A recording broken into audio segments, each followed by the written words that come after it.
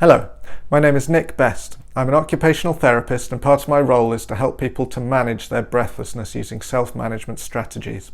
Today I'm going to talk about positioning. Positioning can make a big difference between managing your breathlessness or it becoming worse or more distressing for you. The techniques that I'm talking about today are designed to help you to manage chronic, stable breathlessness. If your breathlessness is new or if it's become significantly worse or more difficult to manage or feels very different, then please seek advice. And the most important lesson about positioning is that it's very individual.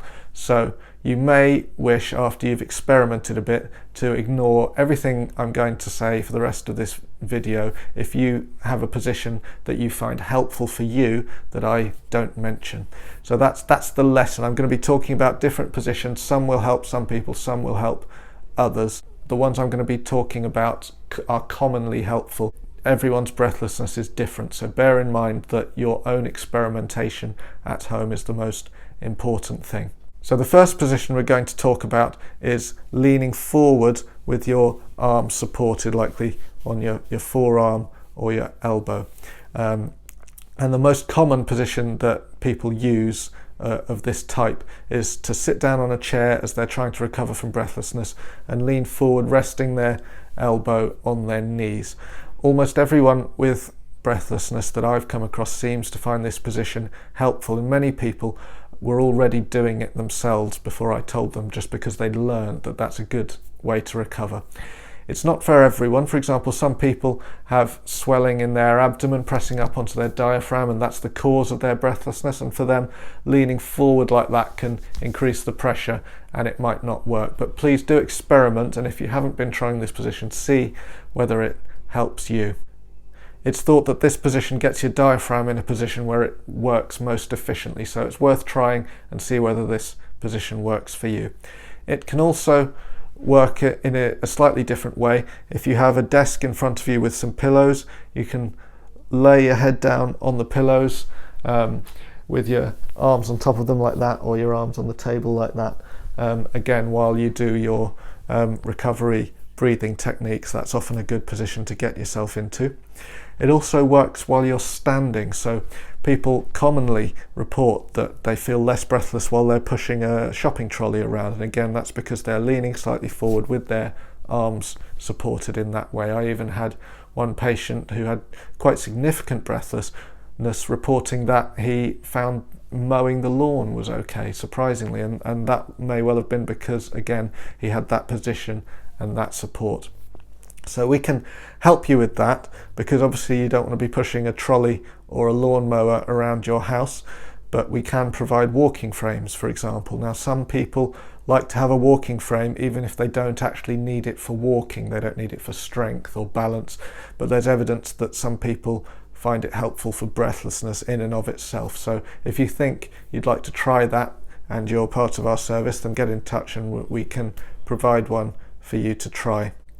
So another position to try is leaning on a wall. This can be a good one if you're trying to walk between rooms, you get sudden breathlessness and then there's no chair nearby. It's good to have stop-off points if this is a problem for you, so there are chairs at strategic points around the house that you can sit down on if you need to, but leaning against a wall can be good as well.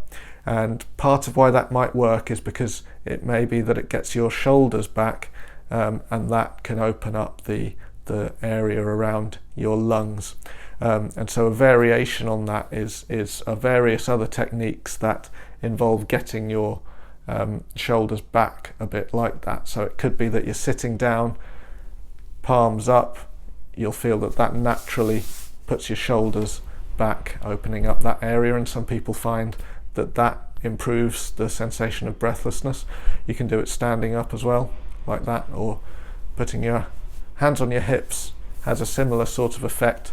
So experiment with these positions as well. It feels in some ways it's the opposite of that one that we were talking about first, although the leaning forward position doesn't, I'm not saying move your shoulders forward, but we've got a leaning forward and we've got a sort of leaning back kind of position, which goes to show what I was saying before, that these things can be very individual. But please do experiment with both positions and find out which one is most helpful for you.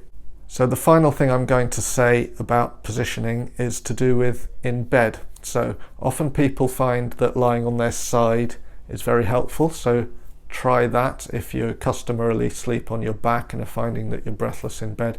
Another very common thing that we hear is that people lying flat are feeling breathless in bed. Now, most of us are used to lying flat in bed with one pillow or two pillows and feel that this is the most comfortable way. But when people feel breathless, they often feel the need to be much more upright, and we come across people with a mountain of pillows to try and address this problem. So if you think that might be you, then try putting some more pillows. That's often a solution. For some people are perfectly comfortable once they've done that. For some people, that doesn't quite get them as stable or as upright as they'd like, or they find themselves sliding down off the pillows. So there are various pieces of equipment that can be provided. If you're one of my patients in my service, we can provide these pieces of equipment that help people to be more upright in a more stable and helpful way. So we have backrest, which is sort of like the back of a deck chair, and it can go behind your pillows. We have a mattress elevator which can go under the mattress of most beds, and you press a button, it electronically sits up the head of the bed, and then there you are, more upright. And at the same time we can put one under your knees that raises up at the knee, and that stops you from sliding down in the night and waking up with a crick in your neck at the bottom of the hill. That many people find those very helpful in managing their breathlessness. We can also provide an electric profiling hospital style bed, which really gives you the maximum freedom to tweak your positioning, moving the legs, moving the head. So if you're one of my patients and you feel that might be useful, then we can discuss it and think about whether you meet the criteria for us to order one of those. So to summarize positioning, remember that it's very individual. Remember that it can make a big difference. So what you need to do is experiment with lots of different positions and see whether they're helpful or whether they are a hindrance to you, and then obviously do more of the ones that help your breathing and less of any that don't help it or indeed make it worse. Common positions that help people are anything leaning forward with your arms supported, also ones that sort of open up your shoulders, as we've discussed. And it's worth thinking about whether being more upright or side on in your bed would be helpful, because that's another aspect of positioning that many people find helpful. So I hope some of that's useful for you. We'll be going on to talk about other subjects that might help you with your breathlessness in other videos, so please do continue to the next video. Thank you.